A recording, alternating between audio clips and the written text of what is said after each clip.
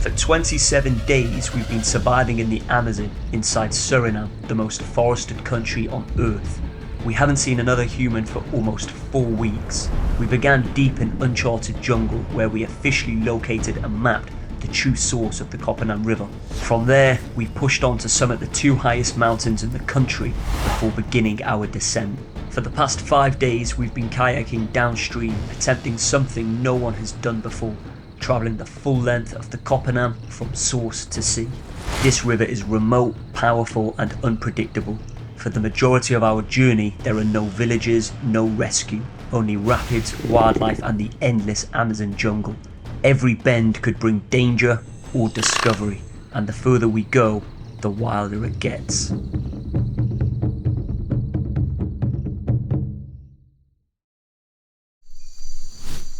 How you feeling this morning, Ash? Yeah, good. Very early start. Woke up at 4 a.m. We continue to make progress to the Linker Kopanam, where they both join and it becomes bigger. So hopefully we'll be there tomorrow.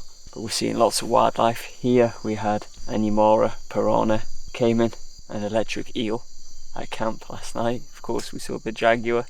So we're starting to see a lot more wildlife. So hopefully more of that today. With our nice early start and get some big distance covered.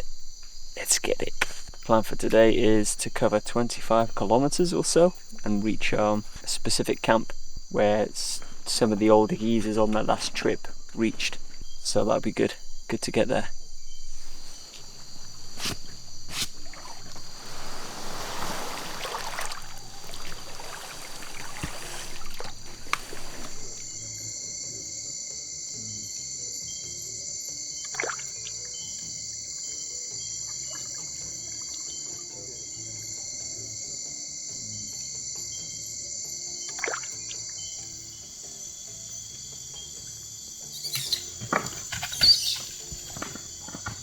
Second cat in 2 days, guys. We just saw Margay super close. Right, I think I got a fish in my boat. Oh my god, he was so close. That was a good sighting too. Holy shit. What was that, Matt? Like a miniature jaguar. One of the most hard to see cats actually in South America. They're super arboreal. They have really long tails they use to stabilize. And we saw the green eye shine from maybe 100 meters away. And we came in close, I made some distress sounds and we had an amazing view. Second cat in 2 days. After witnessing a wild margay, one of the rarest cats in the Amazon, we set off once again, paddling downstream towards the Atlantic Ocean. The first light of dawn reflected across the water. Our goal for the day was to cover 25 kilometers through some of the most remote stretches of river in Suriname.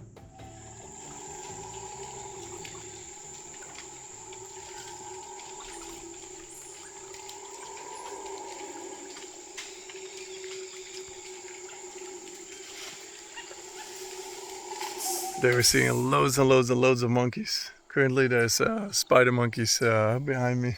We had multiple groups, mixed groups of capuchin monkeys and squirrel monkeys. We had multiple groups of howler monkeys. We already seen grey capuchin monkey. So the only thing we're missing is white-faced saki and bearded saki. And the tamarins actually, golden-handed tamarin. Then we have the full spectrum.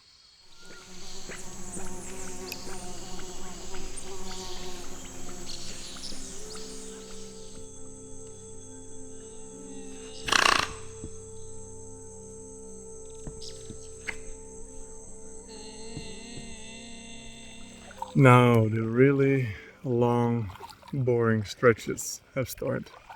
It's funny how in the beginning we were looking for a little bit that we could paddle and not have to drag the boat. Every time it was quiet, it was good.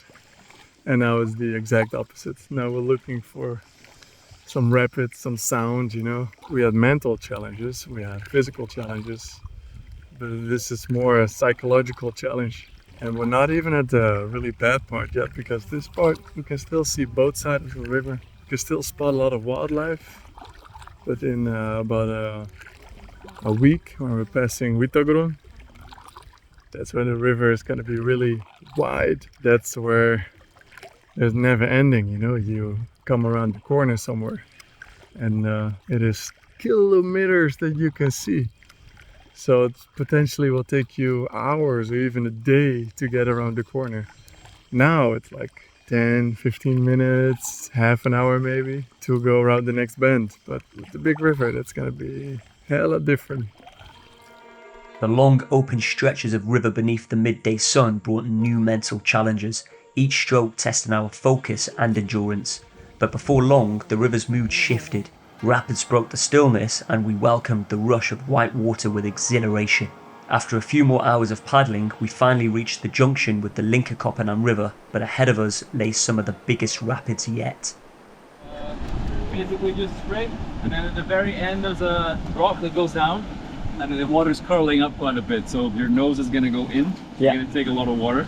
Just make sure your stuff's tied in and it's going to be no issues. And potentially you're going to flip, but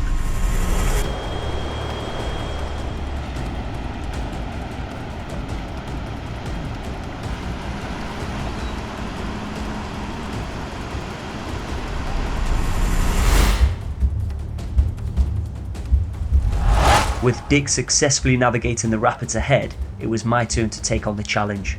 One wrong move could send me and my gear tumbling into the white water.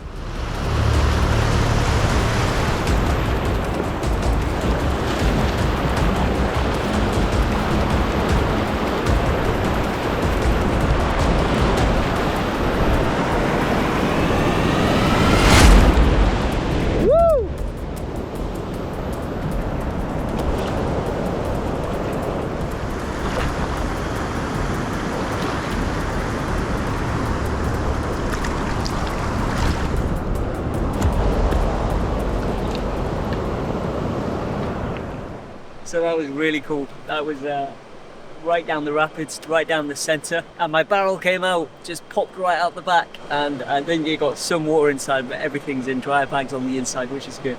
But it's a good buzz, and it's a good reminder of what we have got coming, because we've got rally falls and a lot of rapids as things progress into the journey and towards the finish. But now, you know, we found a perfect spot. I've set up my hammock where I've got a riverside view. We've got the sun. It's only 10 past 2 p.m. We're going to take the afternoon off and catch some fish, dry some stuff, charge the solar, and take a rest, because tomorrow is a very big day. We've got a good 35 kilometers tomorrow, which doesn't sound like a lot, but in this heat, when the current isn't necessarily with you, it's painstakingly slow and pretty painful all round. So we're going to have to be deep, stay hydrated, take some food. We're looking to take maybe only an adventure bar, like a snack throughout the day. So it's going to be a big day, so it's important we rest today. And tomorrow is another one where we go at it hard and cover some big distance. After stopping early and spending some time by the riverside rocks, we made camp for the afternoon. We charged up our solar panels and began fishing, hoping to catch something fresh for dinner.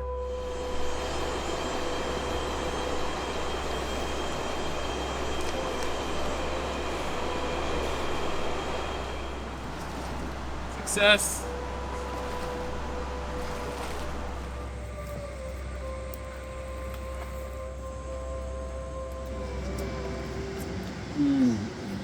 So tasty. Every meal at these sites for up. So damn tasty. Some good fish. Really, really big fan of this. Thank you guys. A good meal.